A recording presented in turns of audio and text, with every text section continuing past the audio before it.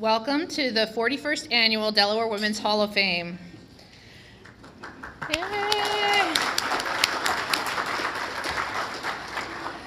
I am Melanie Ross-Levin, and I'm the Director of the Office of Women's Advancement and Advocacy. I am joined tonight with the Chair of the Committee, Kay Keenan, and the two of us will MC tonight's program. I would like to thank the sponsor of tonight's program who made this event possible.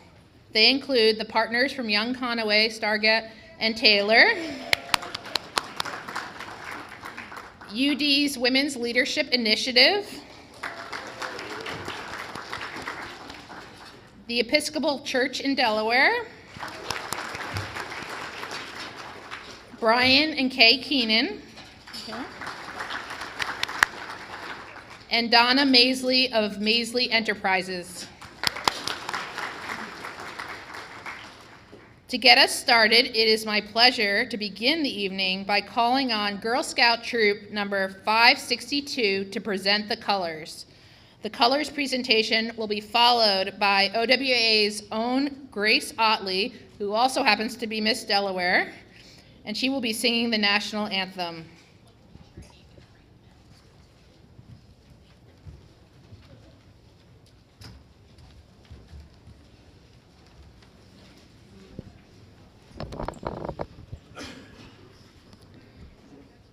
Good evening. Thank you for having us tonight. We are members of the Girl Scouts of Chesapeake Bay, Troop 562. Girl Scouts, attention. Color Guard, attention. Color Guard, advance.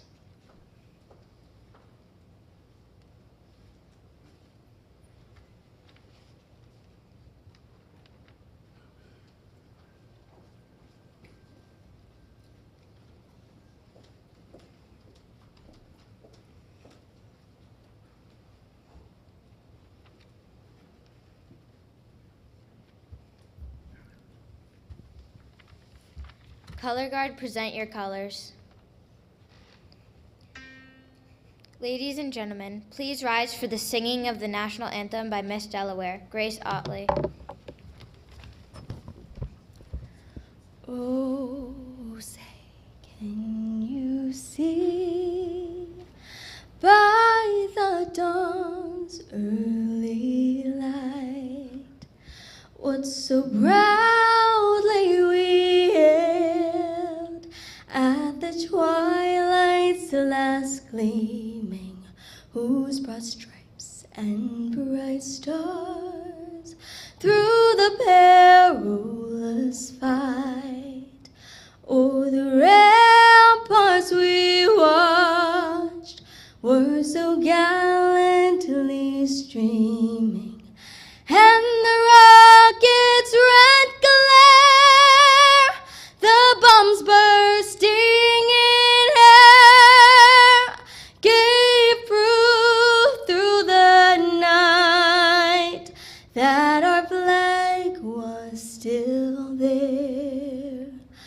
Oh, say, does that star-spangled banner yet wave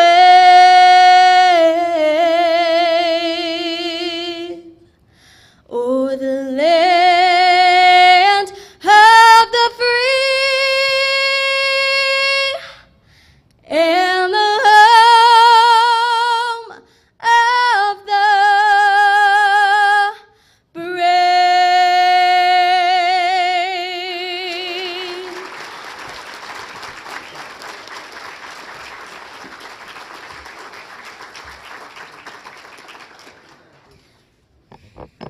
Color Guard, post your colors.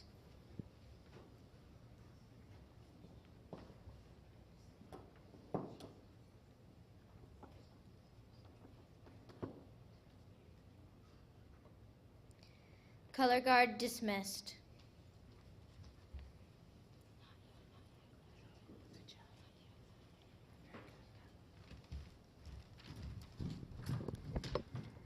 Everyone can be seated. Thank you.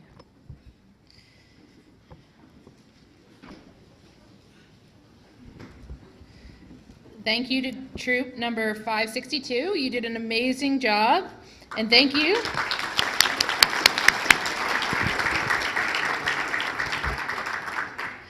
And thank you to my colleague Grace for her willingness to wear multiple hats. Who doesn't wear multiple hats in Delaware? And share her many talents with all of us. We wish you the best of luck as you compete for Miss America in December.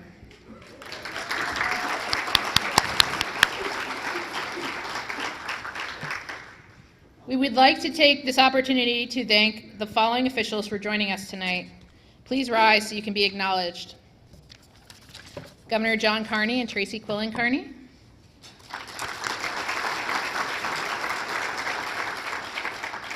Members of the Governor's Cabinet, Secretary of Human Resources Claire DeMattias.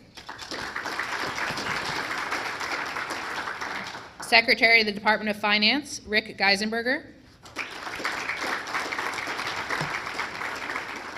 Secretary of the Department of Health and Social Services, Molly McGarrick.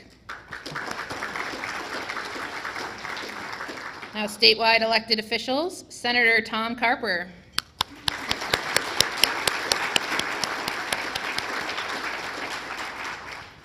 Treasurer Colleen Davis. And I believe she had to leave, but Attorney General Kathy Jennings was also here earlier this evening. And members of the legislature, both past and present, Senator and Hall of Fame member Nancy Cook.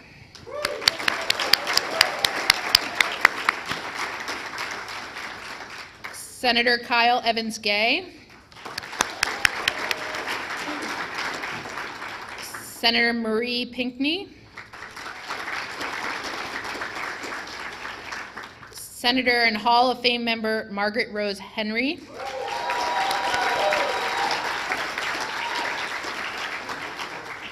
Senator and Hall of Fame member and my first boss ever in 1999, Lyanne Sorensen.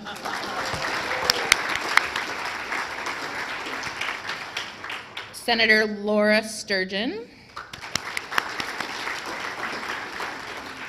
Representative Charles Bud Friel. Representative Krista Griffith.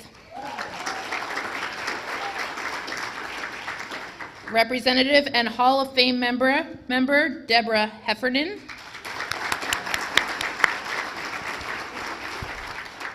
Representative Kendra Johnson.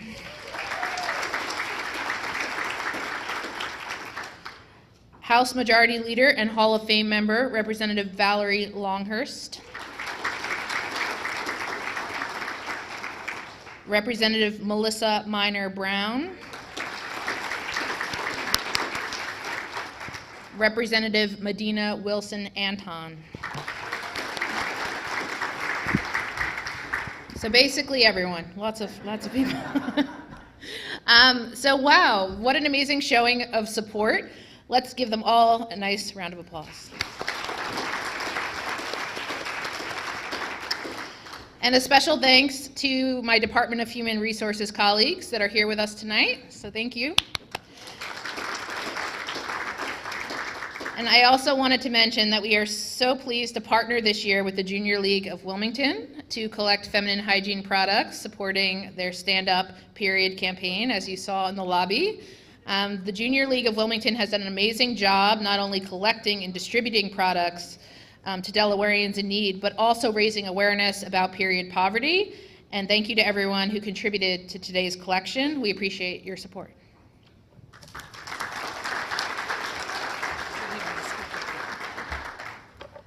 Good evening. I would also like to thank my fellow members of the Delaware Women's Hall of Fame.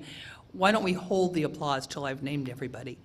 The Honorable Senator Nancy Cook, Dr. Teresa Del Tufo, who's an author and educator and library advocate, Jackie Griffith, Vice President, Office of the Government and Community Relations at Delaware State University, Donna Maisley, President, Maisley Enterprises, Incorporated,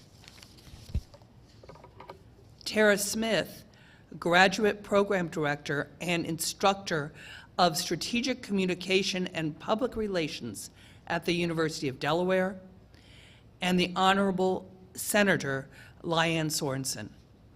And all those along with the Office of the Women's Advancement and Advocacy staff and volunteers who worked hard to put the event together tonight. Thank you.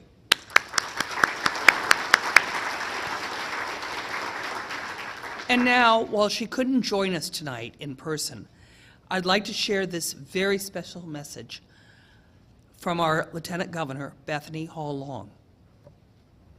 Hi, Lieutenant Governor Bethany Hall Long. I am thrilled and honored to be joining our new inductees to the Women's Hall of Fame here in Delaware, and those of you who have returned who've been recipients in the past, and to all of you who submitted incredible nominations, thank you so much. We join in celebration with Melanie Ross-Levin and her incredible team from the Office of Women's Advancement and Advocacy here in Delaware. In addition, I want to give a special thank you to the committee who had the hard job of selecting these incredible winners this evening. There were so many awesome applicants, I'm sure, and I just say thank you to Kay Keenan and Jackie Griffith for leading that initiative. I want to say I am there in spirit. I've never missed an award ceremony in several years, but tonight I'm honored to be leading the National Million Women Mentors in Washington, D.C. And what better topic than mentorship? This evening is about incredible leaders and mentors across our state who have really championed uplifting women in so many incredible ways. First, let's recognize Alice Dunbar Nelson, the suffragist with whom all of us stand on her incredible shoulders, as she was an educator, an outreach champion, and such a suffragist at the turn of our century at Howard High. Congratulations and thank you for uplifting all of us. Speaking of a leader, Dr. Terry Quinn Gray, many of us have worked with her through not only STEM initiatives that I have, but also through her leadership as a scientist in our community and her incredible work nationally around women's advancement. Dr. Gray, I want to personally thank you so much for what you've done also in education, having been our past president of the Board of Ed here in Delaware. Thank you and congrats. Another first, Ann Hamby. Thank you for being that first leader in 1993 at DelDOT, incredible champion of infrastructure and transportation, not only in Delaware, but your leadership under the Carter administration as well. Congratulations, Ann. And Carolyn Fredericks, thank you for your incredible leadership as the Executive Director of the Modern Maturity Center. You have set a high bar of standards, not only for here in Delaware, but across our country, on how we treat and work with not only our seniors, but their families. Congratulations to you, Carolyn. And Aida Wasserstein, what can we say? Coming to America from Cuba, you have been the most remarkable judge, uplifting families, and particularly working with those in our Latino community. I wish I were there in person to say thank you. After retirement, you have not missed a beat. I know you've participated in a Latino Leaders Cause from our office, but the incredible work that you've done for families in Delaware is truly remarkable. And speaking of remarkable, Iona Holland, what can we say? The work that you have done with education and television, outreach, and for literacy for our children, and working with our state library system has just been top tier. Congratulations to you. And finally, my good colleague and friend, physician Dr. Carol Rattay.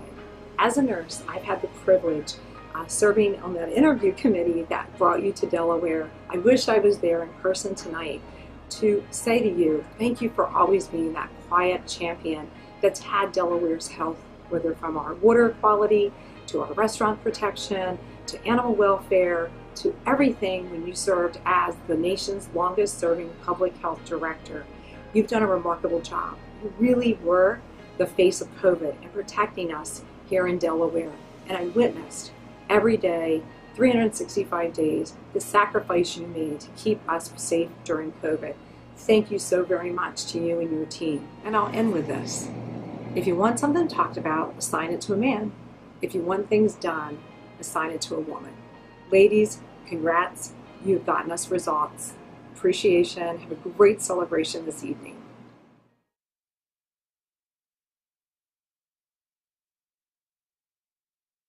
We appreciate Lieutenant Governor Hall Long for her continued support of the Delaware Women's Hall of Fame. Over the course of our 41-year history, the Delaware Women's Hall of Fame has honored women across the state in a wide variety of fields. With us tonight, we are blessed with the presence of several of our Hall of Fame members. I'm going to ask them to rise, and again, I'll ask you to hold your applause. Please rise when I call your name so we can be sure to acknowledge you. Some of these names you've heard multiple times already. Senator Nancy Cook, Tanya Cully, Judge Susan Del Pesco, Dr. Teresa Del Tufo, Representative Deborah Heffernan, Dr. Reba Ross Hollingsworth, Judge Jan Jordan, Dr. Annie Norman, Senator Margaret Rose Henry, and Senator Liane Sorensen.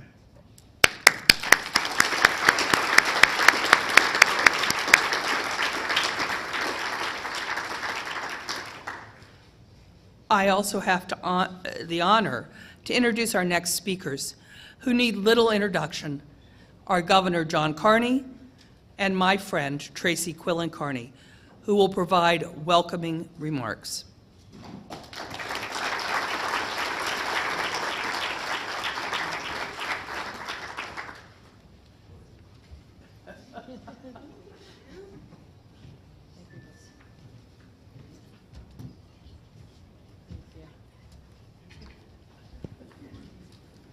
I thought it appropriate to bring this sign up. I'm going to do as the Lieutenant Governor said and yield most of my time to the First Lady. But I'd like to take a moment of personal privilege, if I may, to recognize two of the honorees tonight who I've had the great privilege of working with directly. The first is Ann Canby, who I serve with in the Carper cabinet. And if there's anybody that represents this slogan here, it's Ann Canby, who made history. She made history as the first Secretary of the Department of Transportation here in our state. And she approached her job very differently than all the men who served before her, and even those who served after her, in a multimodal approach to transportation, introduced things like buses and other kinds of transportation here in our state. And she did that in a department primarily occupied by men, including Bud Friel, who's sitting at the table behind her. Ann was fantastic. And the second person that I have to recognize is somebody who I served with over the last, feels like 10 years during the pandemic, Dr. Carol Rattay, who is the longest serving, I'm told, the longest serving public health director in the country. And I got to, quite simply, this woman saved people's lives. She got people to do things they didn't want to do. She gave us the information we needed to make very difficult decisions. She made me close down the bars on St. Patrick's Day, Bud Friel. Can you imagine that? The Irish governor who closed the bars on St. Paddy's Day, true story. But she provided amazing leadership to the state of Delaware, and I know, because I served right alongside of her and did everything that she asked me to do. Well, almost everything. She was just incredible, and I just wanted to congratulate her on being recognized appropriately, my good friend Ann Canby as well, and now I'm going to yield to my lovely wife, the First Lady, Tracey Quillen Carney.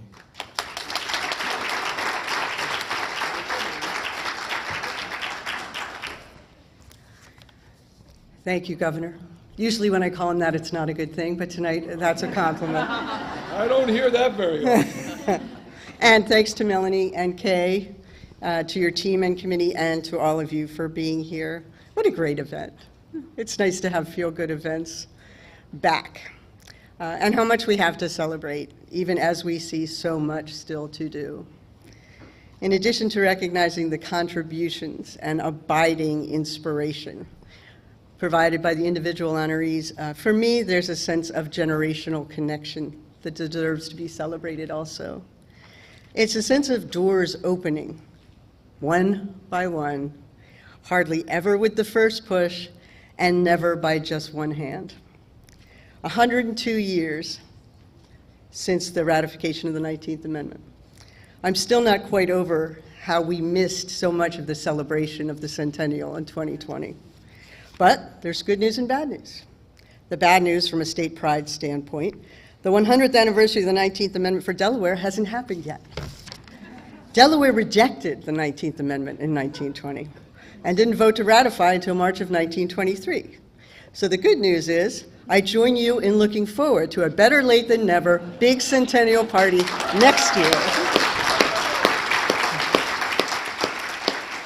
I should clarify for the record that the first state was not last on suffrage. 9 states came after. The last voted to ratify in 1984. Of course, we also celebrate on time in 2020, 50 years of Title IX. Those amazing 37 words that you can fit on a t-shirt. When we talk about Title IX, many people go straight to sports, and it's worth talking about. The girls' high school sports participation rate is more than 10 times higher today than it was before Title IX, an increase of more than 1,000%.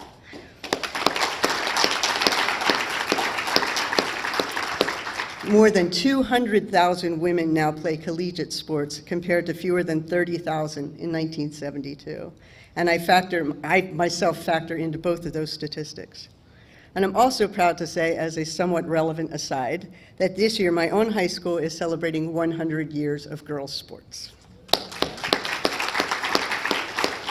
But of course, it's a lot more than that. In 1972, women earned 7% of US law degrees and 9% of the medical degrees. Today, it's almost half. Women's participation in career and technical education programs was about, well, none in 1972, and now it's almost 30%.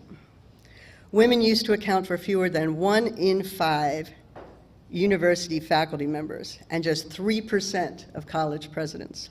Today, it's 43% of full-time tenured and tenure-track faculty members, 54% of full-time non-tenured track professors, and 32% of college presidents. And I am proud that my sister was among the 32%, having just completed an 11-year term as president of Davidson College.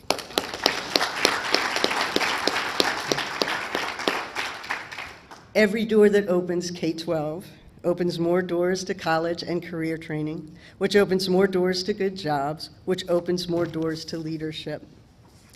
Of course, sometimes open doors get slammed shut again, and we all know that we haven't even touched the last door yet. But thanks to the likes of, and you'll forgive my Quaker leanings in not using titles, the late Alice Dunbar Nelson, Ann Canby, Carolyn Fredericks, Terry Quinn Gray, Alana Holland, Carol Rattay, and Aida Wasserstein, thanks to our honorees, past and present, and to so many of you, we know what we can do. To honor our mothers and grandmothers, to open doors for our granddaughters and daughters, and in the process for our sons, and for our state, and for our country. John is kind of an automatic invitation to these events, but I want to thank you and him for also welcoming me so generously. Congratulations, Hall of Famers all.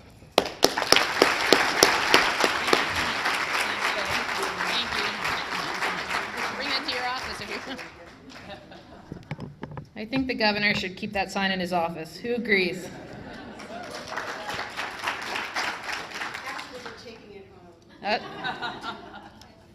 That's the thing about printing. We can always make another one, right? So thank you so much, Governor Carney, Tracey, Quillen, Carney. We appreciate both of you. And many of you know that my office commissioned portraits representing every woman inducted to the Delaware Women's Hall of Fame. As a mom of 2 daughters, it was important that our public spaces showcase the best that our state has to offer, and we can't do that if women are not well represented, literally on the wall, everywhere. And the very good news is that the project continues. With tonight's induction ceremony, the number of portraits in the collection is now 167.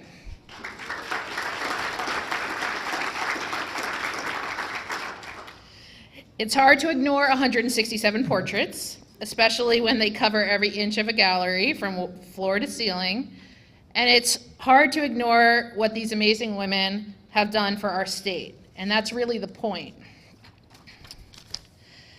And although our first show at the Delaware Art Museum has come to a close after multiple extensions, we are happy to announce our next show. It is my pleasure to announce that our next art exhibit will be at Del Tech Owens campus in Georgetown, starting in January of 2023. And we look forward to bringing this exhibit to Sussex County. So I appreciate all of you, and I hope you will come see it at Del Tech in Georgetown.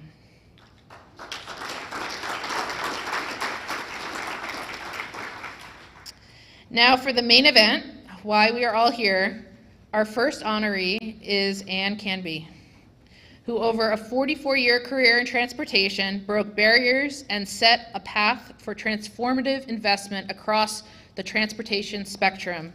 She was the first woman to lead both the Delaware and New Jersey Departments of Transportation.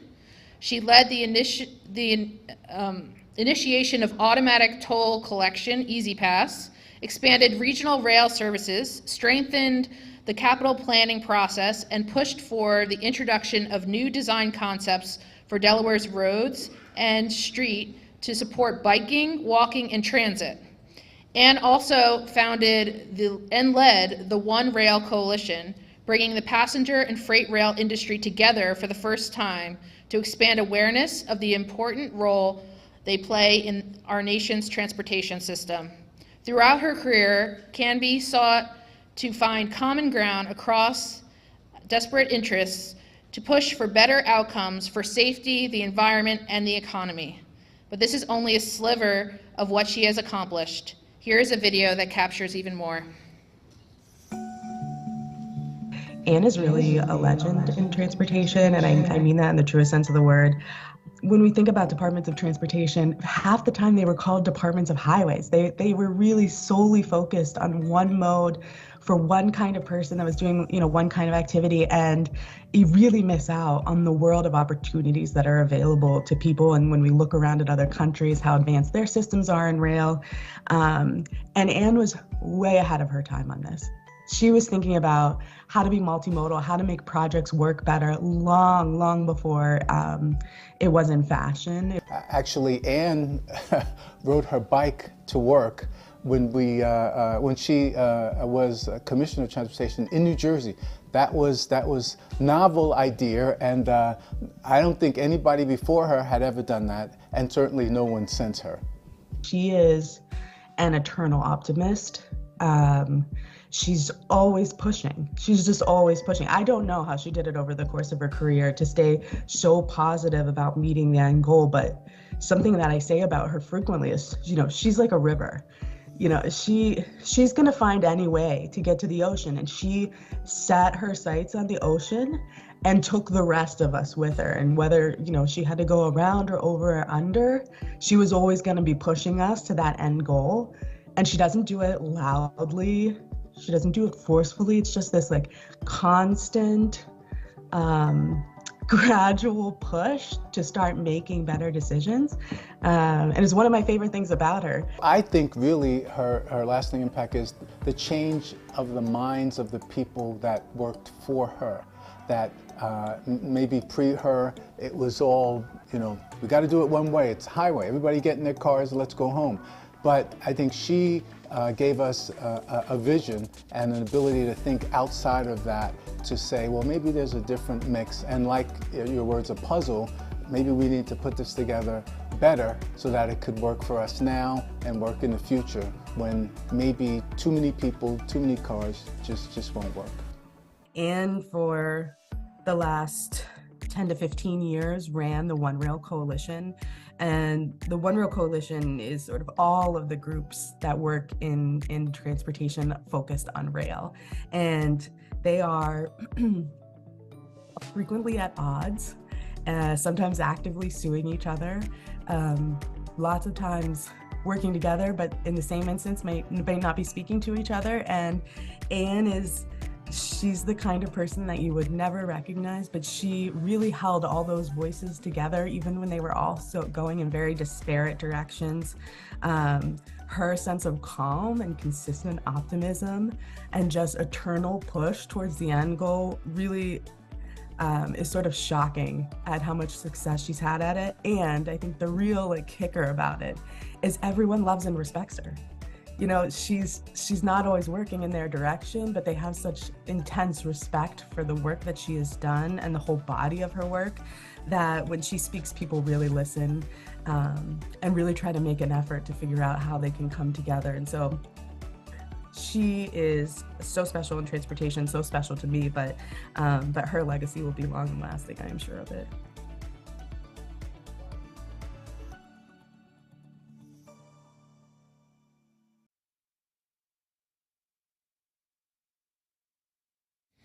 Because of your commitment and leadership in the field of transportation for more than 4 decades, please join us as we present this award and induct Ann Canby into the Delaware Women's Hall of Fame.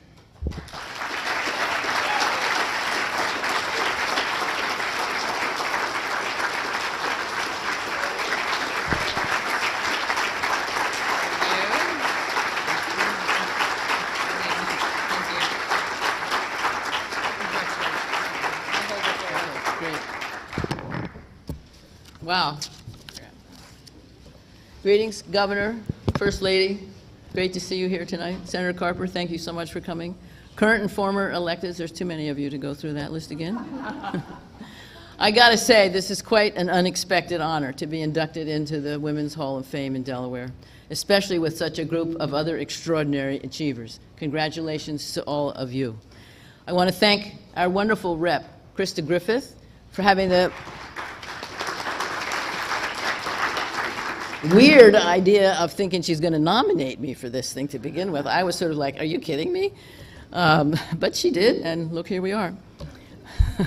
Also, those of you who were kind enough to write letters of support, Senator Carper, Senator Sturgeon, Ed Friel, and David Young from the Historical Society, and to the selection committee for wading through all those nominations and picking the 7 of us. Fantastic.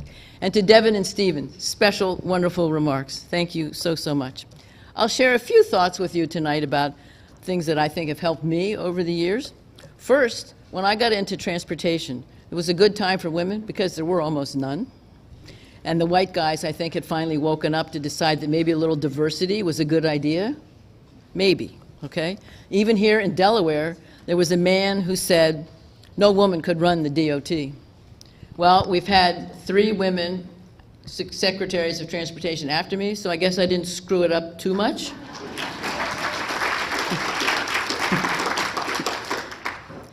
I've also benefited by having a very good network. As a BA in European history, that was not an obvious path to the transportation field. But I did have a good political network, and I leveraged that to get a job in the transportation department in the Carter administration. Then I got to Delaware because a connection from New Jersey called Ed Friel and said, you got to hire this woman to run your DOT. Next thing I know, I'm getting a call from Ed Friel. Thank you, Ed. I've always looked for opportunities because, as you've heard, I wasn't always trying to do just what everyone had always done. So how do you get things done? Leading a state DOT had appeal because Congress had just passed what at the time was thought to be a pretty far-reaching legislation. I don't know that all of us thought that it really was, but it was good. And this, at the state level, you get to actually build things rather than just check off that you've read it and approved it at the federal level. So opportunities you got to always look for. But importantly also is who you work for and who you work with. A lot of totally talented people I've had the lucky to work with who were willing to seize opportunities and take some risks. One was Representative Pete McCloskey. Some of you are old enough to maybe remember him. He was willing to say anything and not give a damn about the aftermath. And there was some aftermath on some of the things he said, I can tell you. A couple of giants in the transportation world, Mort Downey at the US DOT, who subsequently became the Deputy Secretary of Transportation, and Lou Gambaccini at the New Jersey DOT. They've both been key along the way. And then right here in Delaware, there was a governor who wanted to do big things. Working for Tom Carper provided plenty of opportunities. Early in 1993, we met, and he said to me, "I want to raise the gas tax." I gagged. I'd been here about 3 months. I had no idea what the political landscape was like. But thanks to some very timely advice from Senator Nancy Cook, she came to me in one day and said, "Time to have the conversation." She meant talking to someone on the other side of the aisle to get the ball rolling. So that was the last time the gas tax got raised in Delaware. That's shameful in my view, but we'll see. But the gas tax wasn't the only thing that Tom Carper wanted to get done. He wanted Easy Pass, he wanted commuter rail to Churchman's in Newark, he wanted the riverfront. And I would say, without his support and leadership, none of those things would have happened.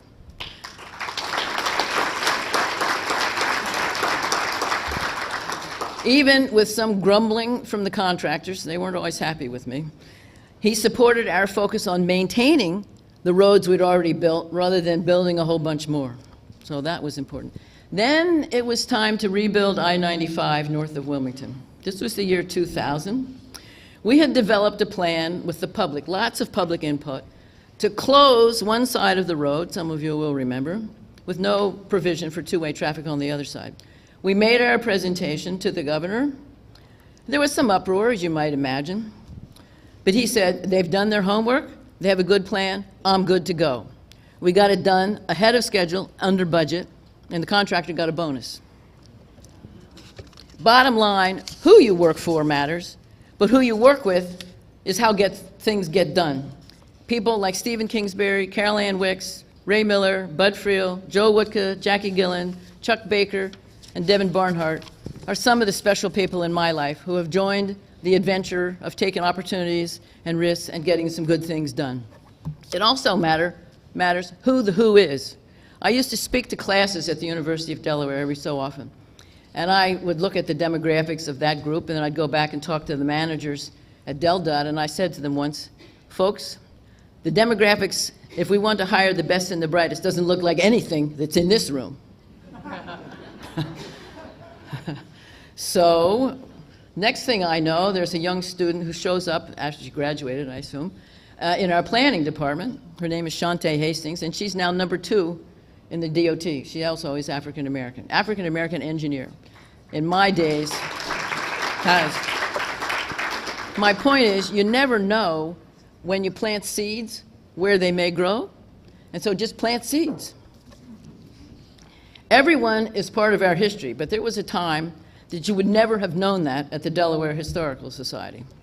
I chaired that board for a while, and we overcame quite a bit of skepticism and established the Mitchell Center for African American Heritage. And I thank Jim Baker for that opportunity. He wanted to get it done.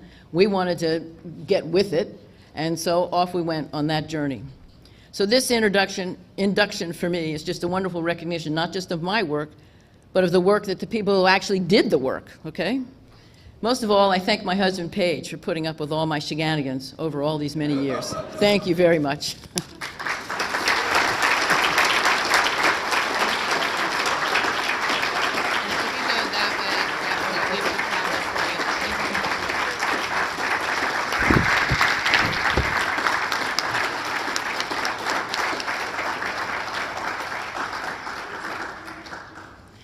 Thank you, Anne.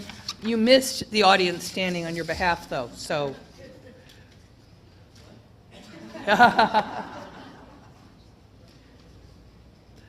Our second honoree is the late Alice Dunbar Nelson. Alice Dunbar Nelson was a Black woman poet, novelist, journalist, educator, and political activist who shifted American literature and politics in the 20th century. Dunbar Nelson also chaired the English department at Howard High School, the only school for Black children in the state of Delaware at the time. Dunbar Nelson was crucial to the women's suffragist movement, as seen through her co-founding of the Equal Suffrage Club in 1914 and the Women's Committee of the Council of Delaware in 1918. She also campaigned for the passage of the Dyer anti-lynching bill.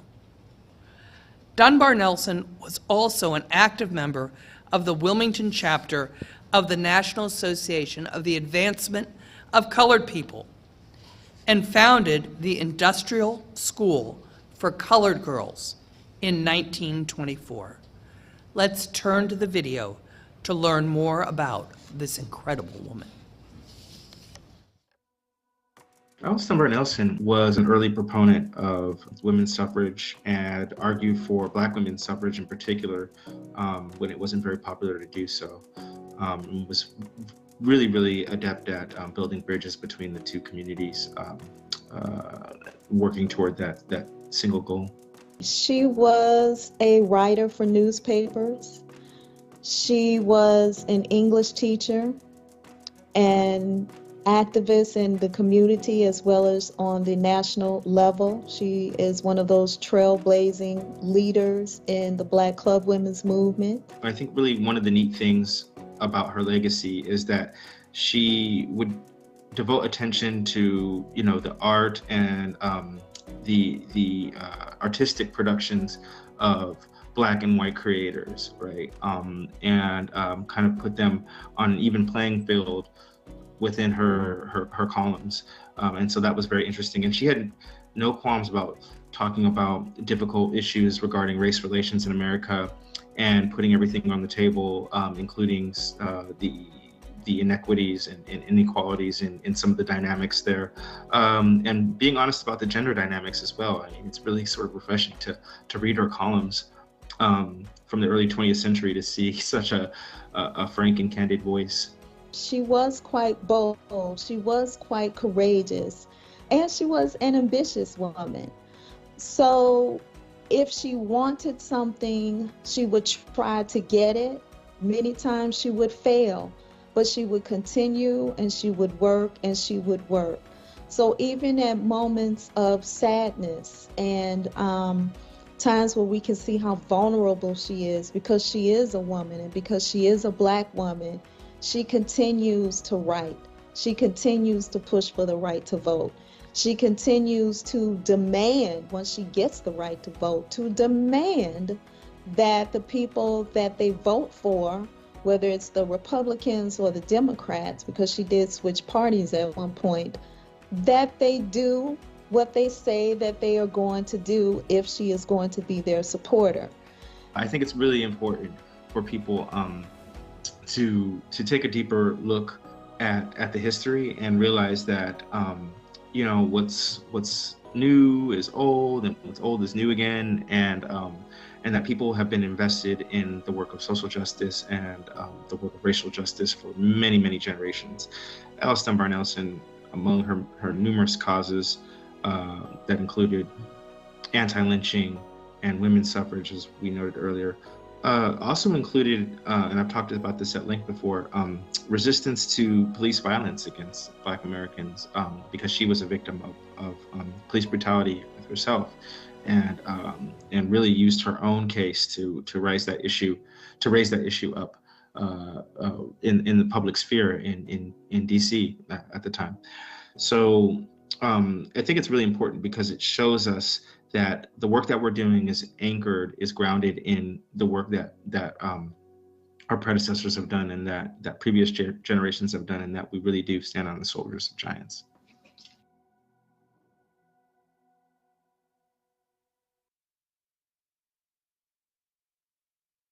I'd like to invite Monet Lewis Timmons, a University of Delaware doctoral student who nominated Alice Dunbar Nelson, to join us on stage to accept the award and officially induct Ms. Dunbar Nelson into the Delaware Women's Hall of Fame.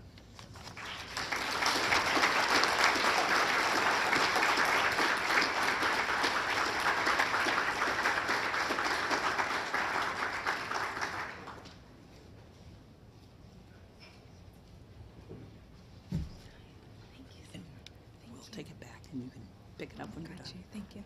Thank you. I'm kind of tall, so. Thank you. Good evening, everyone. Good evening, and thank you so much for being here today. To the fellow inductees, congratulations. and thank you for being a beacon of light and hope for women across the state. It is an honor to accept the award on behalf of the late Alice Dunbar Nelson. When I first came across Alice Dunbar Nelson's life and story, I was in my first year of graduate school. I was new to Delaware, didn't know much about the history of the state, but when I heard about Alice Dunbar Nelson's story, I was immediately intrigued. I spent my first semester in the library archives going through her letters, her diary entries and manuscripts, learning more about her beyond being the former wife of Paul Laurence Dunbar. I learned that she was not only a writer in her own right, but she was also an educator, an activist, a poet, and an advocate of better conditions for Black girls and women. I also learned that, like so many of us, she often doubted herself in her work, questioning whether or not future generations would have the opportunity to learn about her life and legacy. But thanks to the Delaware Women's Hall of Fame selecting committee and selecting her as one of this year's inductees, people will know her story, and future generations will have the opportunity to learn about her legacy. I would like to thank Stu Siegel for telling me about this award and encouraging me to apply after giving a presentation earlier this year in his class on Alice Dunbar Nelson. This nomination would not have been possible without the support of Dr. Ann Boylan, who is here with us today, who helped me gather materials to submit the application. I would also like to thank Dr. Laura Helton for supporting my research on Alice Dunbar Nelson since that first semester of graduate school, along with Dr. Jesse Erickson and Dr. Tara T. Green, whose scholarship and dedication to telling a more complete story of Alice has inspired me to continue this work. I would also like to recognize that this award is not only for Alice, but for all Black women educators, writers, and activists in the state of Delaware, both past and present, who've made a difference. I'd like to end by encouraging everyone to check out the historical marker that is right outside of 1310 French Street, which was Alice Dunbar Nelson's resting home and her last home in Wilmington before she passed. And that marker describes Alice's work as a teacher, suffragist, and author. Thank you so much for having me here this evening, and it's such an honor to accept this award on her behalf. Thank you.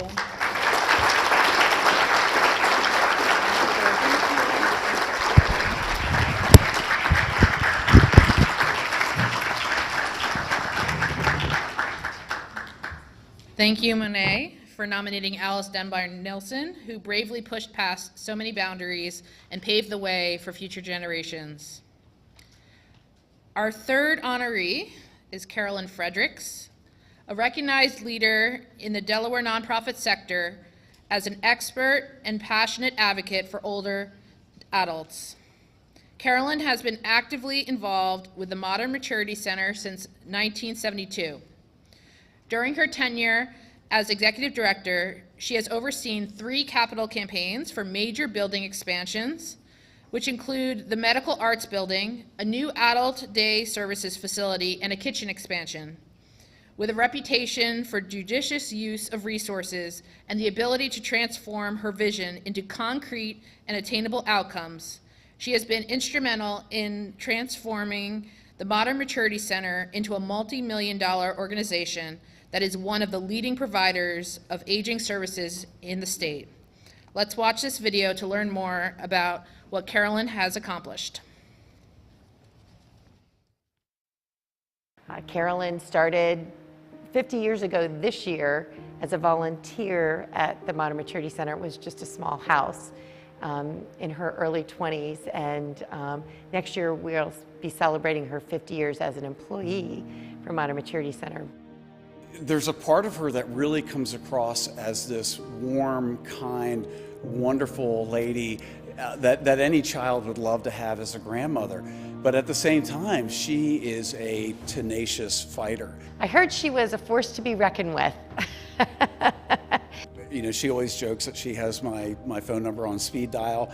When she wants something, she is like a rabid dog going after a bone. I mean, she just is not going to stop until she gets her way. Now, that might sound off-putting to some people, but the fact is that the work that she's doing is to help others. So, her tenacity is not, for her own benefit in any way. It is truly out of the care and the compassion that she has for seniors in our community, and her drive to do better and to help people.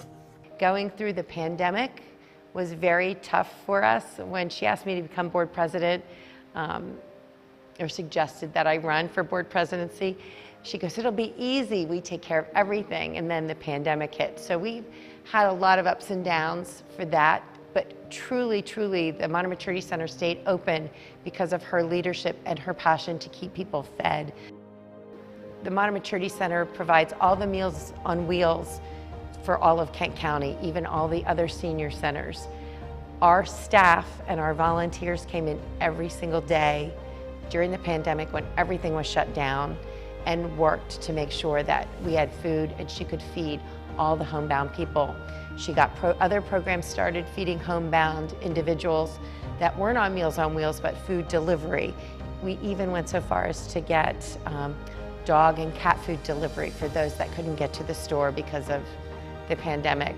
And she was just so resolute about continuing that work because she understood how much people relied on those programs and relied on that food. And her work literally saved lives. I mean, these are some of the most vulnerable people in our community, and she has been their champion for 5 decades now. She's so well deserving of this award. It's a long time coming, and she's one of the best leaders in the state, and just a wonderful, dynamic person to know.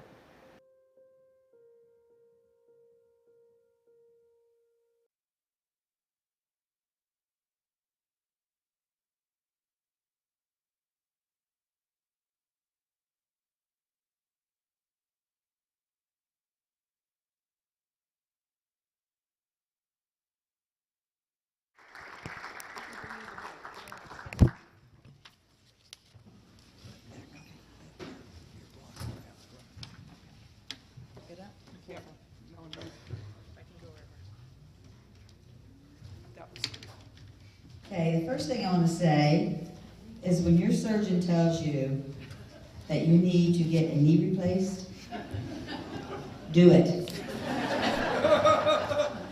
Don't put it off and say, oh, I have to wait till, we're not so busy at work, because this is what happens when you put it off.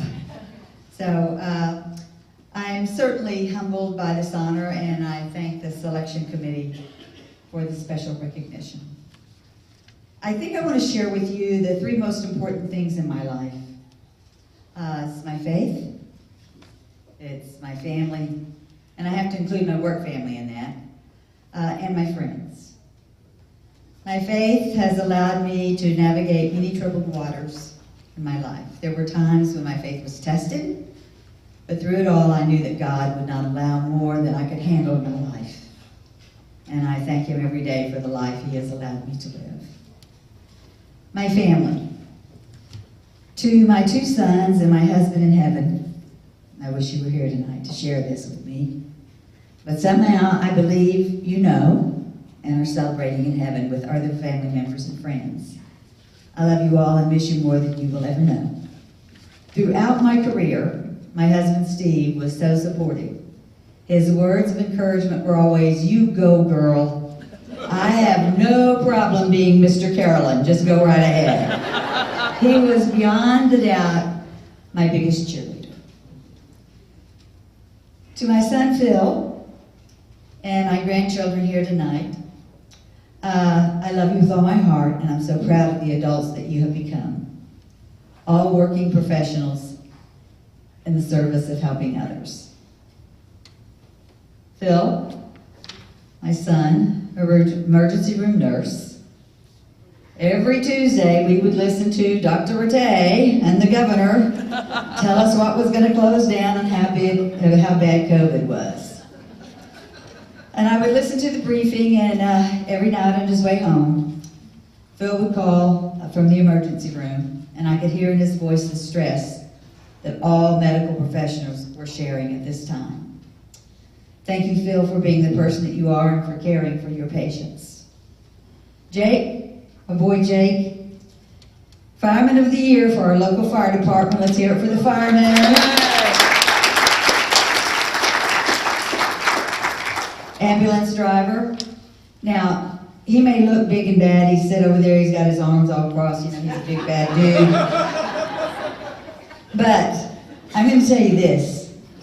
He has actually slept on my bedroom floor when my back was so bad that I couldn't get out of bed. Big old dude slept on my floor for me.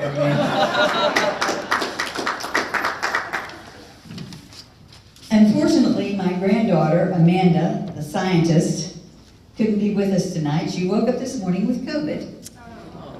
So she drove down from Boston to be with us at our gala and to be here tonight.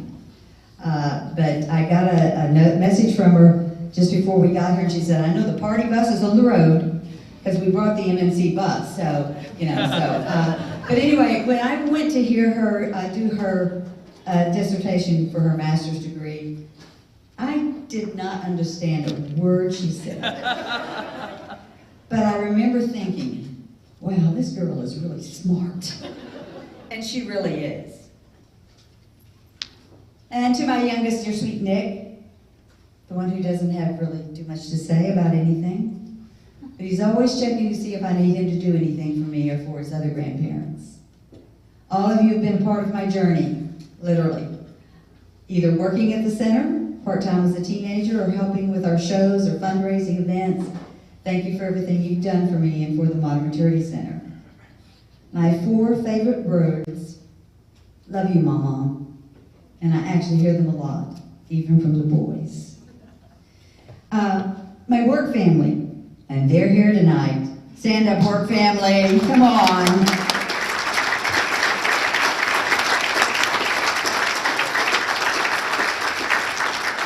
I spend more time with you guys than I do with my actual family.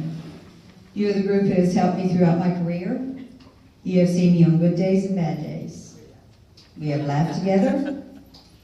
And yes, we have cried together. We are family. You all are so dedicated to the job that you do for the older adults that we serve. I could never have accomplished anything without all of you. You are my heroes. I salute you. I thank you and I love you all. I truly believe that each of you have provided the expertise that I needed to run the center. Now, I know that all of my staff worked with Lori Christensen to complete and submit my application. I am so humbled that my staff would consider me a candidate. When I received the call from Dr. Tess, she told me that I couldn't discuss it with anyone except for Lori. So I called Lori, who was actually off, and she immediately came to the center so I could read the application that was submitted on my behalf. After I read it, I said, I honestly don't know what to say. In fact, I think my exact words were, oh my gosh, I don't even know who this person is.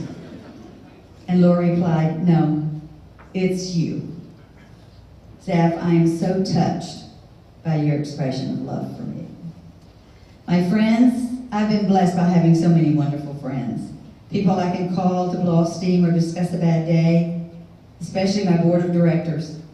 I don't think I ever made a program suggestion where they said, are you crazy?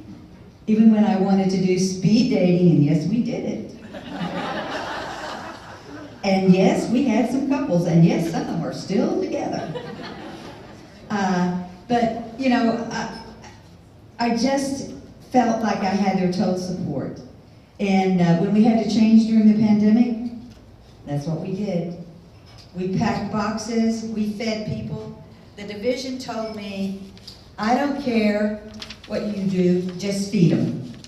If they're hungry, feed them. We normally feed older people, but in this case, we fed everybody. If the family was hungry, we fed them. If they were homeless, we fed them.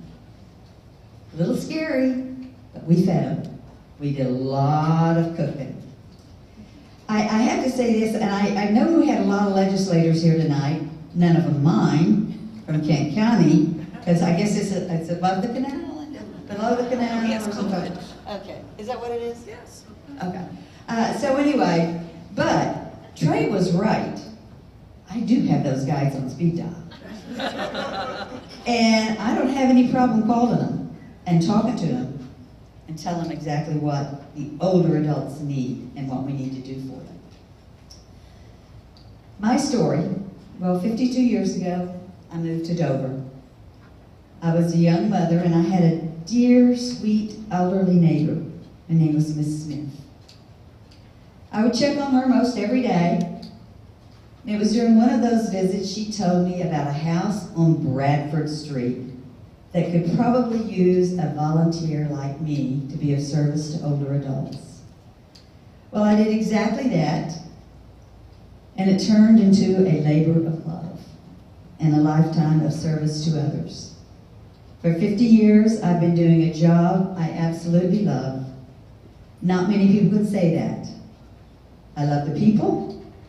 I definitely love my staff. It has been my honor and my privilege to be of service to the older adults of Kent County. Thank you so much.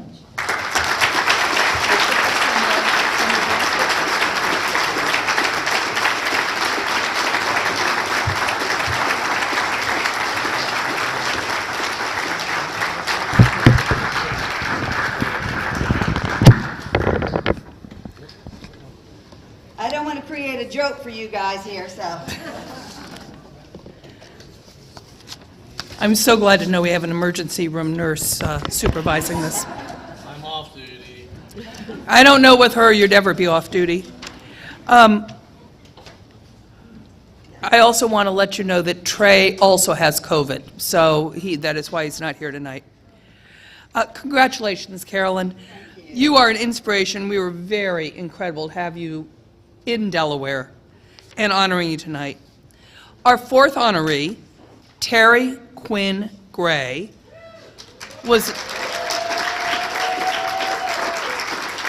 clearly needs no more comments about her, was nominated by Representative Deb Heffernan, who is a member of the Delaware Women's Hall of Fame, as you heard earlier. Terry is a seasoned professional with more than 20 years of technology experience. Terry has served in various capacities ranging from the Citizens Science Experiment Working Group with the Heinz Center for Science to multiple leadership positions within DuPont, to her current role as the Chief Operating Officer at Provivi. Dr. Gray has a big picture mindset. She believes and models data-driven decision-making and has the ability to bring wide-reaching views together through her leadership. She believes in lifelong learning through diverse educational experiences and uses her strong leadership to empower others to execute with excellence. Dr. Gray served as president of the Delaware State Board of Education for 8 years and co-chairs for Delaware STEM Council from 2012 to 2018. Terry is active locally and nationally in the Episcopal Church. Let's watch to learn more about Dr. Gray's incredible accomplishments. I'm probably not alone in feeling like Terry is my friend, but I felt that way long before Terry probably felt like she was my friend, right? And that's such a gift that certain people have, where you feel like you're the most important person in the room or in their life when you're the center of their attention. And Terry has a way of making people feel that way about themselves.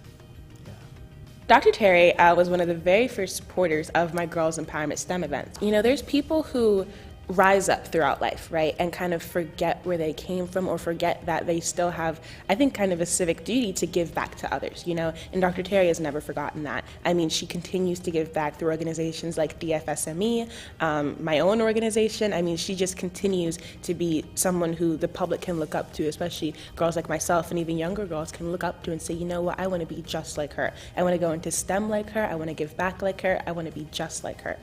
I had taken a look at all of the people who had ever been chairs of the Delaware Business Leaders Hall of Fame and all of the people that had ever been inducted. It never occurred to me that there were no people of color that had ever served as chairs or that had ever been inducted into the Hall of Fame. And when you look at the population of students that we serve, if these folks are supposed to be they're epitomizing the role models that Junior Achievement puts in front of students every day, that we might be missing something. It was, frankly, a painful conversation for me to have. She listened, she thought for a moment, and when she replied, I knew that I had reached out to the right person, someone who is not in it for herself, but someone who is everything that she rolls her sleeves up for and says yes to. The idea is about making the whole circumstance a better one. And, you know, on top of the incredible work she's done, the fact that she's someone who looks like me and looks like the girls here in Wilmington, I just found that just inspiring. You know, like, oh, there's a real life role model, real life shero right here, you know, so. I think I had always thought that not thinking of someone by their ethnicity was a good thing. But I came to understand that honoring people's ethnicity and background and race is a preferable thing. And she really helped me and my organization to find a way to interact with the community in a way that, instead of being colorblind, to embracing color, you know, in all of its definitions and nuances, and honoring that. I would say personally, Dr. Terry's legacy will be just imparting the wisdom and knowledge that, you know, girls like me, and girls even younger than me can go into STEM, because it can be so easy to believe that we can't, excuse me, when all you see is, you know, to be honest, just white men in STEM. That's the majority. I would say that's pretty, when you think of a scientist or an engineer, you think of a white man, you know? And I want these girls to think of someone like Dr. Terry. I want these girls to think of like someone like me, you know, and know that they can also go into this field. So I think Dr. Terry's legacy will be one of just inspiration and being a role model for people like me.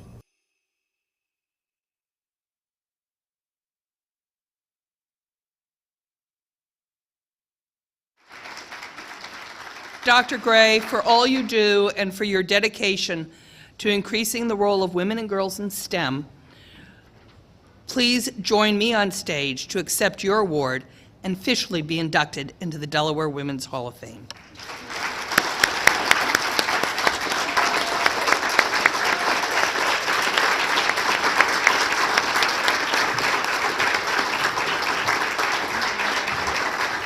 You go for it, right?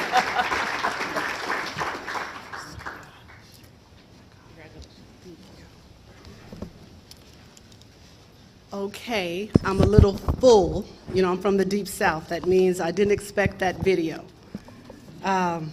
Goodness gracious. Okay, good evening. What a blessing and an honor to be here tonight. I bring greetings in the spirit of Ubuntu, an African concept that self-identity is understood best through community. Tonight is a testament of this, whereas I am because we are,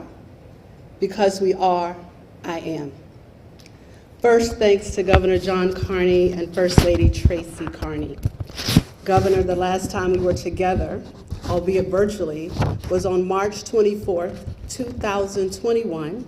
You signed the proclamation to establish Women and Girls in STEM Day for Delaware.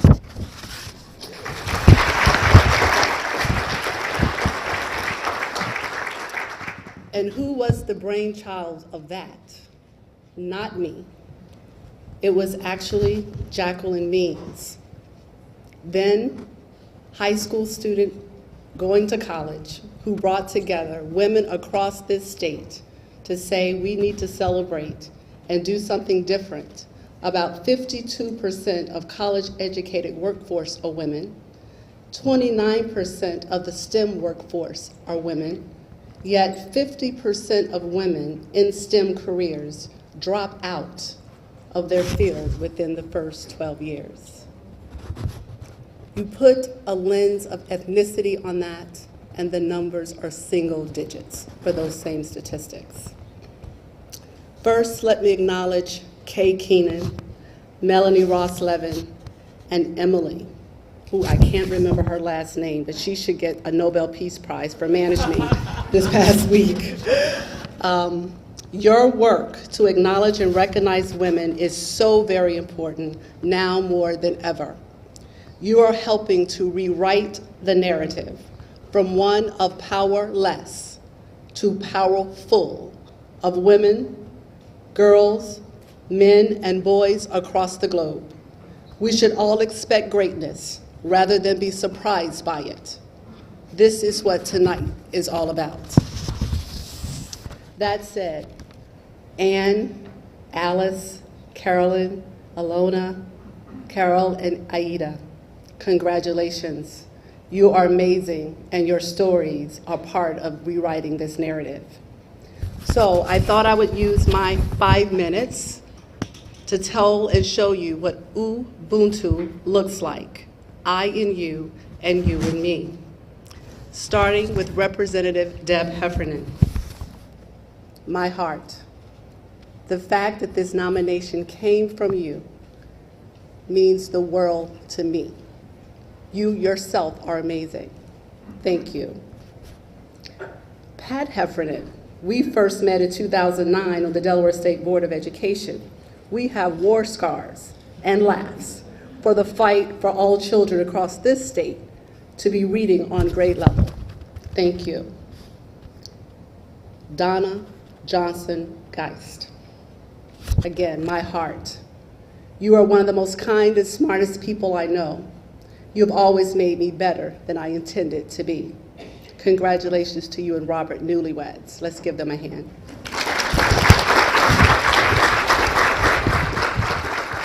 And I'll just go to say thank you for those who supported this nomination, particularly Governor Jack Markell. We were brought together by Dr. Lillian Lowry, and yes, education in Delaware. Thanks for believing in me, a fanatical parent turned advocate. And Senator Dave Sokola. You're a true statesman, and I appreciate your work and your commitment to education in Delaware as well. So let me show you how Ubuntu looks just in this room.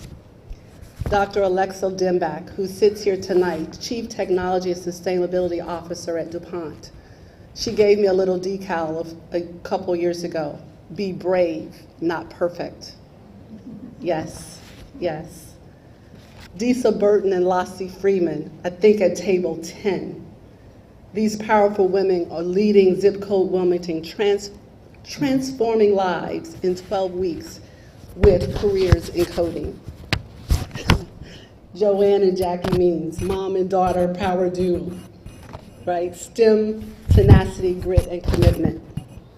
Dr. Randy Gushel and Feisler de Ortiz, Dr. Rita Basta, who I think has left. You're some of the most amazing people when it comes to your commitment to supporting and developing STEM teachers in Delaware. That's what Ubuntu looks like. And then I'll go forward to say, one of my church members said to me, I read your bio and nothing about the fact that you're a church lady too. And so also tonight, Anita Applewhite, who drove from Dover to be here, means a lot that you're here. Bob and Gail Riss, you're here. I will say that Bob is my church husband. I think it's okay with Gail and Bernard so far, right? I'm a protege and aide just for his ministry, serving the youth of St. Thomas for more than 30 years. And tonight, two of the most special guests for me here are Audrey Houghton and Claire Keach, two of our confirmands, to actually witness this celebration of servant leadership in action. The Reverend Howell Sasser Jr., rector at St. Thomas, who has been nothing but support for me. And of course, the Right Reverend Kevin S. Brown, the 11th Bishop of Delaware. I know you're not here just for me, but since I have the mic, I'll take the moment to say thanks for your leadership and for your support to me personally. And did you notice the Invite, Welcome, Connect team in the video? And then let me take it home. Edith LaVon Copeland Blackwell, more than a best friend, godmother to my son.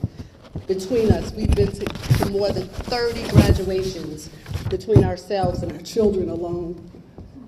Jalen Bernard Quinn Gray, my son, one of my most favorite people in the world. Good to the core, good to the core. And Nydia, you're here tonight. Thank you. I just got a note from your mama girl who said to me, do your thing, and I know she's sick with COVID. You traveled together from Atlanta to be here tonight. And I have to do a special shout out to the newest love of my life, Master Titan Lewis Autry Gray, a 5-year-old, my grandson. New beginnings are always refreshing. And Bernard Call Gray, you're my number one. We've been married 32 years, together 39. All of this is possible because of you. Love you. And lastly, let me pay homage to my beginnings that is all coming full circle now. My grandmother, Ethel May Finley Quinn, who took on her heavenly wings in 2018 at 96.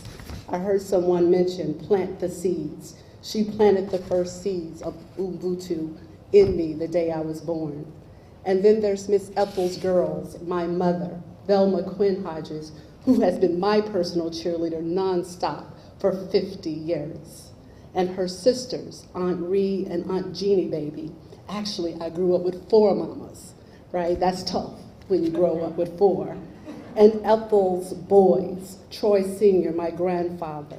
And this, I know what it means to be a daddy's girl. I highly recommend it. Spoiled rotten is the way to go. And then there's Troy Jr., Tommy, and Charles Quinn, who are more like big brothers than uncles, who always had my back. And to Ethel and Troy's grandchildren, I'm the first. I thought the favorite. My cousins, I share this honor with you, our family.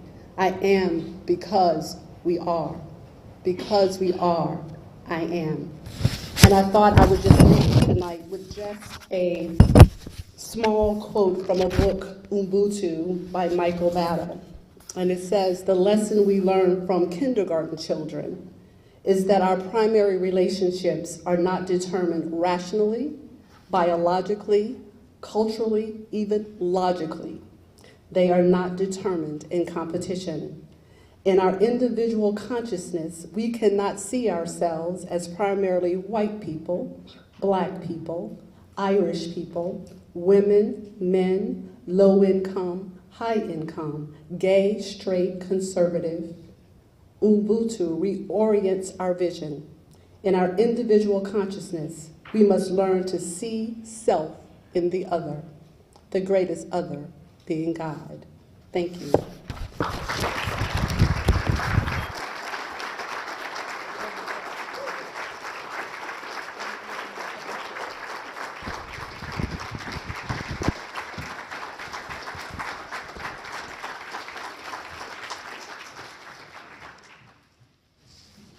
Thank you so much, Dr. Gray, for being with us tonight.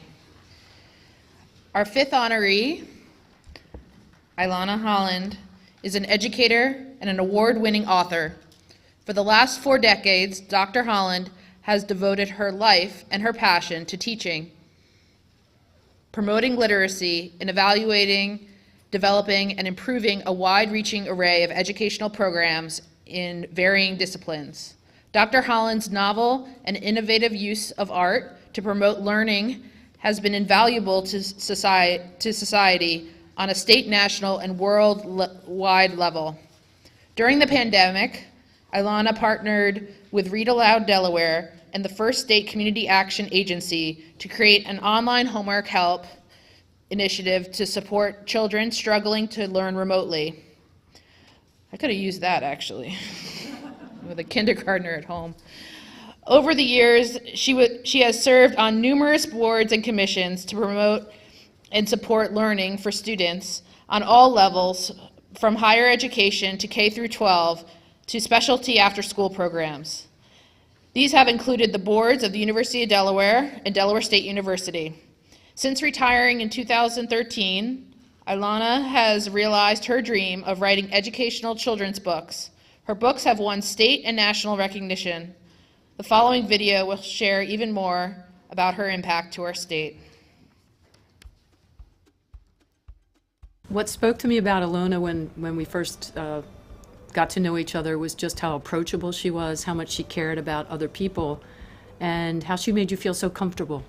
And although she is so accomplished and does so many great things, she's just an outstanding human being, outstanding Delawarean, but she's so real and down to earth. And I was a pretty young associate when I first met her, and I thought, oh my goodness, here's this amazing woman and she's talking to me and I'm just a lowly lawyer. So she just went out of her way, and that was just her way, and that was always Justice Holland's way too. I just can't say enough good things about her. She's a unique person because she has a strong view, but the way she presents it is in a way that she makes the recipient or the person who's listening to her come up with the same conclusion that she has. She's thoughtful, she's sensitive, and I found her to be extremely persuasive. And for that, I respect her, and I think when she talks, people listened. Education and literacy are very important to Dr. Holland, as her resume, which is so many pages long, demonstrates. Most recently during COVID, saw that students were struggling, having been isolated and away from school and their peers, struggling in their studies, and she partnered with the Milford School District and Read Aloud Delaware to provide online homework help. And she worked on that all through COVID and probably affected so many students' lives by giving them that support. Education is so important to everyone in our world, and she touches all different cohorts: kindergartners, seniors in high school. She even touches families who have loved ones deployed in various areas of the world, where she was involved in a program, Limited Through Reading, where her book, Buddy Bison, Yellowstone Adventure, her book was chosen to be given to, I think, 100,000 families with deployed service members so that they could read to their children from wherever they were in the world. That's how much literacy and education and connection means to Ilona. But it also shows her love and her love of children and her compassion for all people. In anything she touches, she has a positive impact on. I think, in my view, she has made, the work that she has done in the state has made the state a better place to live and to work and to study, based on the influences she has had in terms of not only educational issues and improving the quality of education for those young people in the state, but also the quality of life for many Delawareans, many of whom don't know Ilana, but in my view, she has touched them in many positive ways.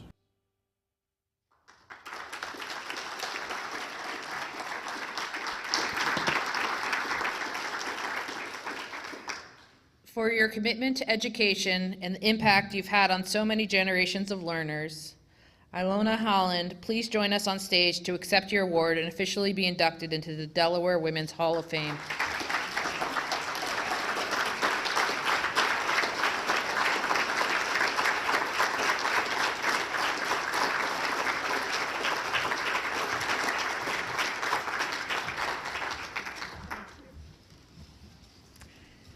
Good evening. Governor Carney, First Lady Tracey Quillen Carney, and distinguished guests. I would like to thank the committee for this honor and all who wrote or spoke on my behalf. I deeply appreciate the opportunity to be a part of the incredible legacy of the Delaware Women's Hall of Fame. In my few minutes, I would like to address my granddaughters who are sitting right here in this room. Chloe, who is 12, and Roy, who is 15, and all the young people, and I do see others, who are here with us tonight. I would like to highlight for you 4 characteristics of the women who have been recognized over the last 40 years in this wonderful organization of the Delaware Women's Hall of Fame. The first characteristic is that most of these women have been fortunate to have role models. I am no exception. My mother was a trailblazer. She was a physician in the 1950s. She was one of only a couple of female doctors in Wilmington Memorial Hospital. That was challenging enough, but she was also a single mom. Raising a child while working was very unusual at that time. She had to start over and change her specialty so that she could have more regular hours through which to raise me. We had no family here to help us. We had come as refugees, and we knew no one when we arrived. My mother succeeded against the odds. She arrived speaking not a word of English, and she retired with an unblemished medical record and represented Delaware as an assemblyman at the College of American Pathologists. Her journey required her to change course when she came to a roadblock, but she kept on going. She figured out a new route. I watched her. I learned. I was the beneficiary of her example. Watch and learn from those you admire. The second characteristic is that these women never gave up. This room is filled with women who have suffered personally and some physically, who have lost something very important to them. Women who have had to struggle against the odds without societal support. Women who were told they could not succeed, yet they have all succeeded and made their dreams come true. These women have traveled up mountains and encountered curves where they could not see the road ahead of them. They have had to stop and move boulders out of their path, but they never gave up. They knew the only way to accomplish their dreams was to hold on to them and keep trying. Your dreams, too, can come true. Fight for those dreams, even if it means you have to struggle and it is difficult. Don't give up. Third, many of these accomplished women understood that it's okay to ask for and to accept help. None of us in this room have accomplished dreams without help. To demonstrate, I'd like to ask for a show of hands from all the men and women here. How many of you have had someone help you attain your goals along the way? Keep your hands up, and girls and young people, look around. Everyone has their hand up. Thank you. As I mentioned, my mom was a doctor, and that meant she had worked long hours. The hospital helped us by allowing me, as a 6-year-old, to have my meals with the doctors in the doctor's dining room. That was unheard of at the time. Children were rarely welcome in doctor spaces. My mom couldn't come home and cook for me. She wasn't even in the dining room with me on many evenings. As a medical resident new to this country, she didn't have money and she needed help. The hospital helped us by collectively watching over me at mealtimes and feeding me. Your dreams should be big, and big dreams need support. The road for your life will not likely be straight, and sometimes you will need help getting yourself around the bend. Don't feel that you are less if you should find you need help. Seek and accept it, always with grace and gratitude, and keep going. Finally, these women all know the importance of passing on the gift of kindness. That's why we are here tonight. All of these women have passed on their goodness. They have looked around and identified ways, oh my goodness, sticky, wouldn't you know, always. Ways in which they could help others. It is through caring and doing for others that you will find the most gratifying paths in life. I think each of us here could tell you a story that made it all worthwhile for us. Ironically, most of these stories are quiet stories and lacking in any form of fame or fortune. Yet these quiet stories, these behind-the-scenes stories, these sometimes untold stories, are the ones that change lives. These stories make the world a better place, one person at a time.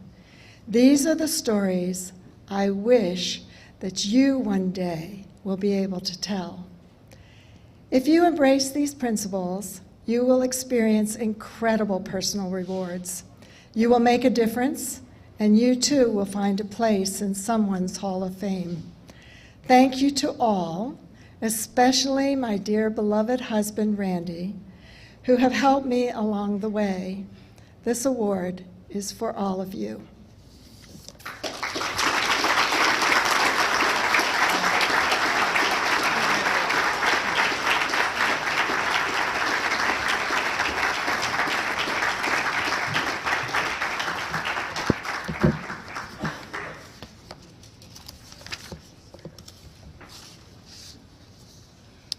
Thank you again, Iona. We so appreciate your being here tonight and sharing your reflections, and it was great to see us all raise our hands. Our sixth honoree, we've heard a lot about already tonight, is Carol Rade. She led the Delaware Division of Public Health through the unprecedented COVID pandemic, but that's just one of the public health emergencies addressed during her tenure. As a longtime serving public health director, thank you, Melanie, Carol spent 13 years leading Delaware Public Health's response to outbreaks such as H1N1 and tuberculosis, preparations for the possibilities of Ebola, and the Zika virus. Being on the forefront of Delaware's response to the opioid epidemic, as well as the reducing infant mortality and cancer mortality rates. Through her career, Dr. Rade has been a strong supporter of the social determinant of health, housing, transportation, education, as a way to improve Delaware's overall physical, mental, and emotional health. Dr. Rade has dedicated the past 5 years to building an infrastructure that could stay focused in addressing those drivers of health, where people live, go to school, play, and pray, that exist outside of the clinical world and contributes to the poor health outcomes inequities. Throughout the Delaware state budget process, Dr. Rade helped to secure $1 million each year over the past 2 state budgets to invest at the community level. Let's watch this next video to learn more about her incredible efforts in our state. First of all, Dr. Rattay is an incredible leader. She has provided just that solid leadership through one of the most difficult times in the history of the state of Delaware in responding to the COVID-19 pandemic. If I think of all the leaders in our state, Dr. Rattay really comes to the top, rises to the top in terms of her ability to inspire confidence in the people that she's leading, to get others to work hard and to be productive in their jobs, and most importantly, to communicate with the public. When you're talking about a public health crisis, as we were with COVID-19, you need a tremendous leader like Dr. Rattay to help us get us through it. When Dr. Rattay came into the Department of Health and Social Services, it was at the onset of H1N1.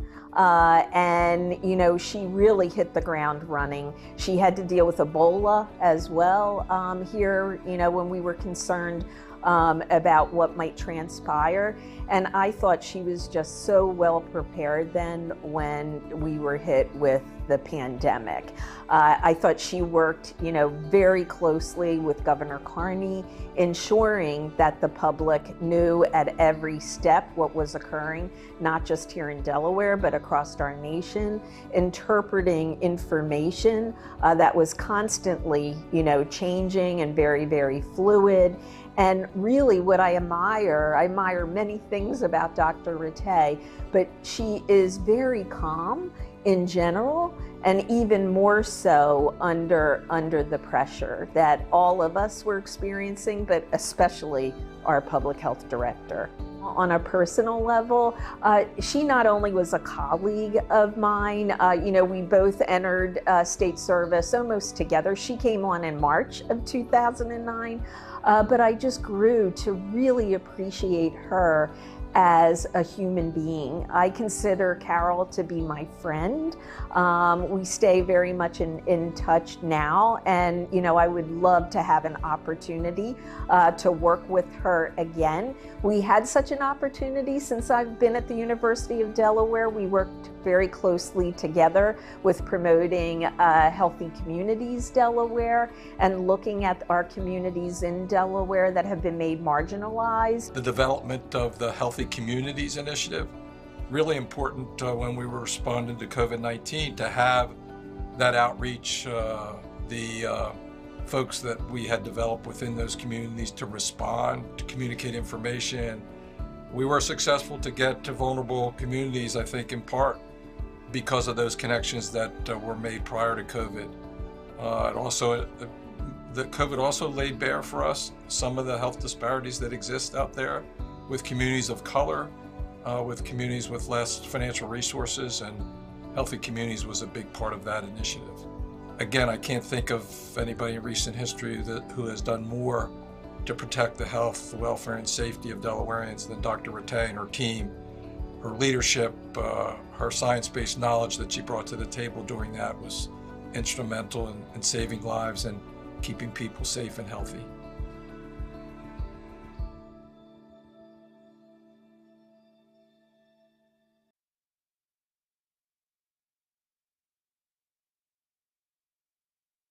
For your outstanding leadership and vision for a healthier Delaware, please join me on stage to be inducted into the Delaware Women's Hall of Fame.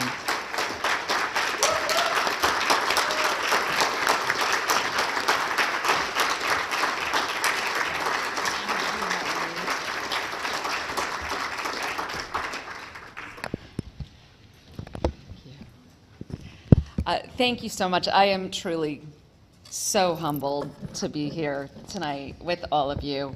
I want to thank the selection committee. Really, it is truly such an honor to be with you tonight for this celebration, and a tremendous honor for sure to share this evening with such incredible women. I am so full of gratitude for the supportive people that I have shared my journey with throughout my lifetime. And I'm here tonight because of my incredible village. I'm grateful that somehow I have this drive, this innate drive, I think, to want to do my part to make the world a better place. And you may see me regularly wearing this Benedictine blessing bracelet, which reminds me of the God-given mission to make the world a better place. And for me, this drive has been inspired and shaped by the amazing people in my life. And as we all know, and Alana just said, nothing meaningful in life is accomplished by one person. So I want to start first with those most directly responsible for my being chosen for this honor. 13 years ago, this individual that some of you may know, his name's George Meldrum, who is a friend and at that time colleague. He knocked on my office door and he asked if I was interested in being the director of public health. And at that time, my son CJ was 3 and my daughter Amanda was 1. And knowing how demanding this position is, I told him that this really is not the right time, George. And he persisted, and he convinced me to send my resume to him, who he sent to Rita Landgraf.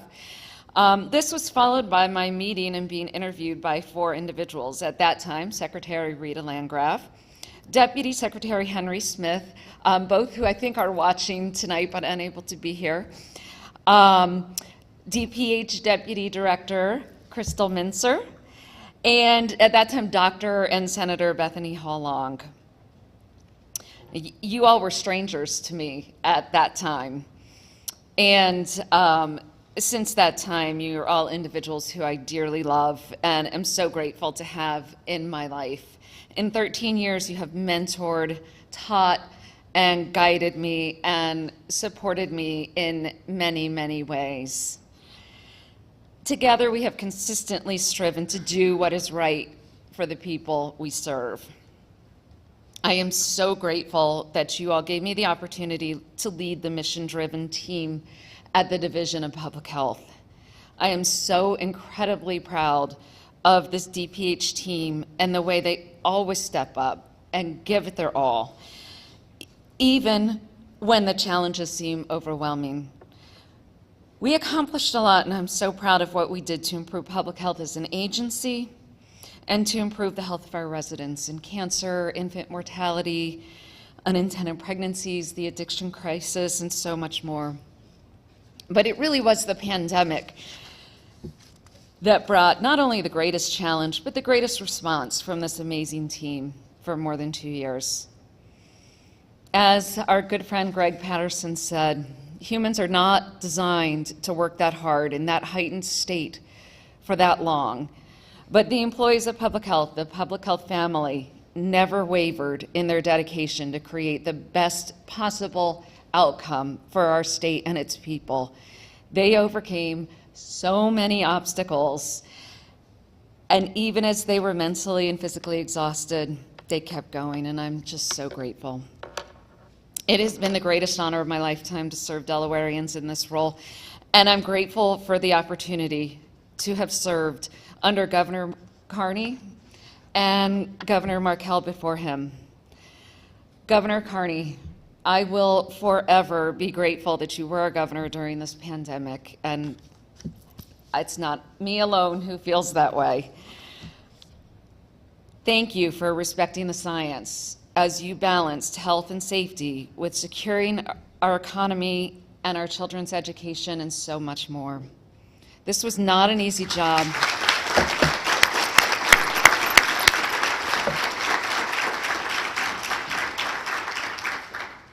This was not an easy job, but with just a couple exceptions, you have a state full of people who are grateful for your steadfast leadership during this time. My family, you are my rock, my roots, my foundation. Dan, CJ, and Amanda, the last 13 years have not been easy for you, and especially the last 2.5. Dan, you don't hear my thanks enough for always being there for me through tears, a lot of stress, and more than a bit of crazy. CJ and Amanda, you have supported me in so many different ways. I saw this morning. Amanda gave me this right when the pandemic started to take to our office in Smyrna. It says, "You can do this." They both constantly give me encouragement and support, and that means the world to me.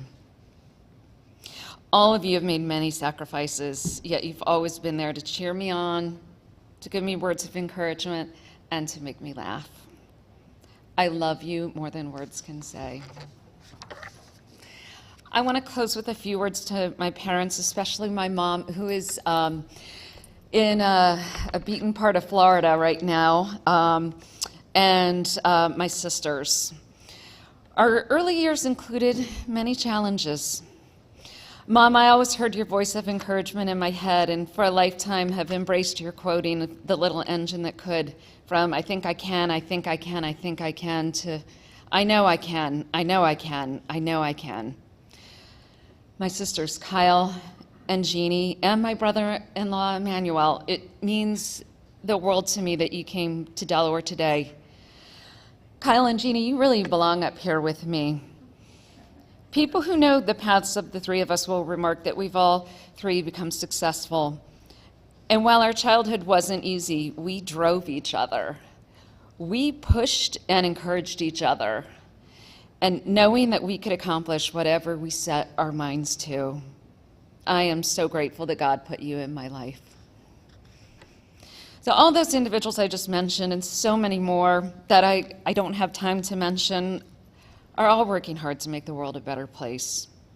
We all know there's a lot of work ahead of us, tackling poverty, racism, inequities, injustices, creating better opportunities for those who are more vulnerable, like persons with disabilities, and improving and protecting our environment.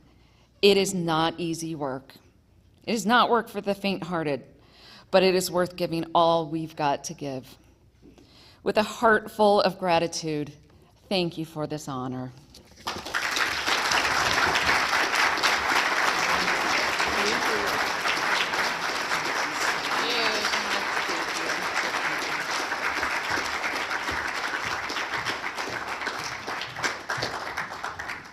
Thank you so much, Carol.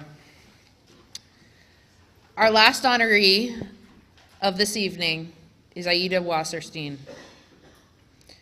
Judge Wasserstein emigrated to this country as an unaccompanied minor as part of Operation Pedro Pan, also known as Operation Peter Pan, in 1961, along with thousands of other Cubans in the wake of the Cuban Revolution.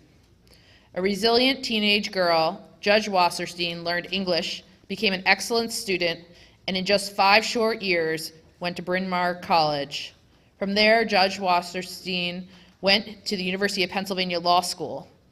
While an attorney at Delaware's Community Legal Aid Society, Judge Wasserstein intervened on behalf of Hispanic plaintiffs in a series of school desegregation lawsuits in the late 1970s.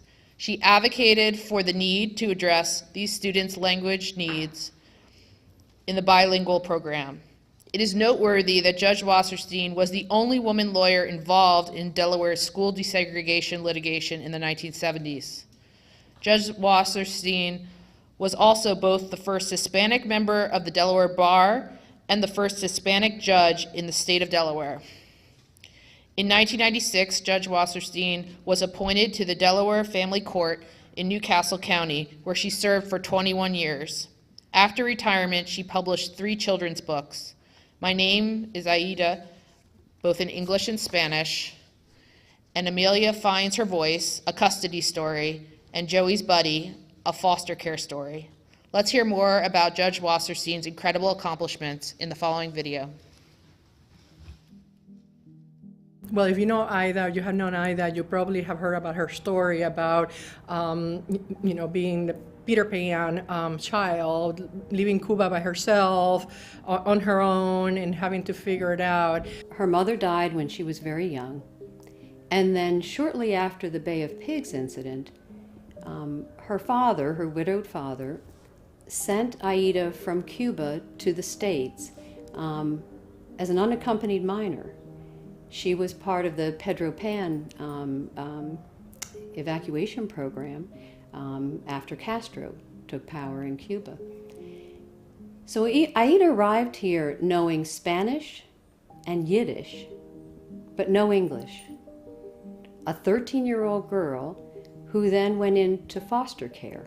Ultimately, education allow for her to flourish, develop, and so on and so forth. So I think it's a reflection back on her own experiences, so how important and what a differentiating factor education can be. She's been a gift to our state. There's a long list of firsts for Aida. She was the first Hispanic Latin attorney in the Delaware bar. She was the first woman to lead Community Legal Aid Society as its acting director. And then an important milestone, very important, in 1995, Aida Wasserstein became the first Hispanic Latin judge to serve in the Delaware court system. Was not only about figuring it out and ultimately being successful both professionally and personally, but also taking the notion of how can I now, with what I've been able to do, what I've been able to accomplish, give back to the community, and also the focus around those marginalized communities was having a passion of hers as well. We met because we started working on sort of coming up with ideas about how to better help the Hispanic, the Latino population in Delaware. A spin-off of that later on was also Aspire Academy, which is a charter school that have emphasized dual language and biliteracy. And Aida was one of the people that initially helped write the charter for that, because it is a charter school, and was successful. That charter was granted in 2009. The school opened in 2011 and being on operation since. She definitely has a very strong sense of community and of connecting communities. For example, when I mentioned to Aida some of the issues we're dealing with in my work regarding human trafficking, she very quietly but effectively has connected me with the Multicultural Judges and Lawyers group, and is now planning with Hadassah and the Jewish Family Services a program on sex trafficking that will be held in December. It's that type of blending of communities, of bringing like-minded people from different backgrounds together to see what we have in common, that we are a human family, that's the meaning of family, and that we're all the better for the fact that we have differences. She is a kind and caring soul, both on a systems change level and on a very individual personal level.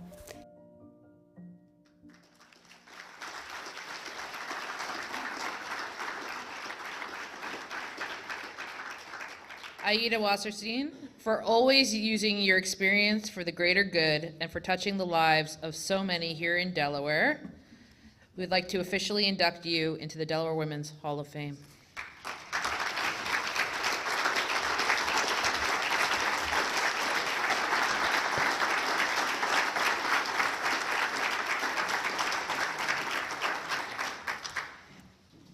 First, I have to tell you that it's no wonder that Ilana Holland and I are friends, because as you hear me speak, you'll hear resonating a lot of the things that she said.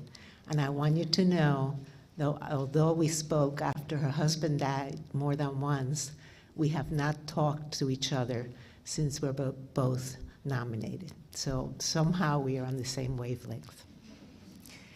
I'm honored to be in this distinguished company of the other inductees tonight. They're truly outstanding.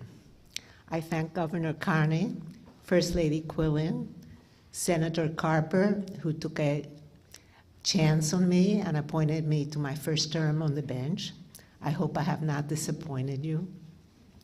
The Office of Women's Advancement and Advocacy, the Women and the Law section of the Delaware Bar, Mary McDonough and Lourdes Puig, and so many others who made this night possible. Frankly, I did not recognize myself in the woman who was described tonight. The reason is that for me, nothing that I did was extraordinary. I was blessed by many opportunities and by the helping hands that so many people extended to me over the years. I was not special.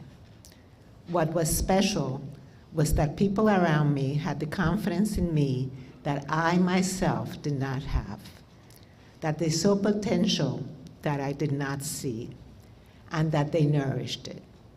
They reached out and helped. For that, I honor them. My focus this night is on the generations who follow and what we can do to assist them. You noticed the Girl Scouts who presented the 2 flags early this evening. And you've also noticed that my 2 granddaughters walked me up to the stage. They and their peers will face even greater challenges than our generation did. We need to give them the tools so they can successfully address the difficulties that they will surely encounter. Our legacy should be to inspire them. At age 13, I came to this country by myself, and although bilingual in other languages, I neither spoke English or understood the culture here. Everything was foreign to me, and I missed my family and my home deeply. My assumptions were challenged, and I had to adjust quickly in order to survive. I benefited from an enriching environment and eventually flourished. This inspired me to be of service to others and to obtain the skills necessary to assist them. I challenge our young people to take advantage of the diversity that learning new languages, meeting new people, and from different parts of the world offer. To learn from it and value it. To reach out and befriend newcomers. Help them find their way, and in doing so, strengthen all of us. I also challenge the rest of us here tonight to help our youth shape a new world that welcomes differences and is nurtured by them. As my life illustrates, we are all stronger when we welcome people of other backgrounds with distinct languages, skills, talents, and worldviews. The result is fresh outlooks and innovative ideas that nourish our society and makes us better people with deeper fountains of caring and understanding. I thank you for coming tonight, and as you leave, I hope that my works strike a positive chord deep in your hearts. Thank you.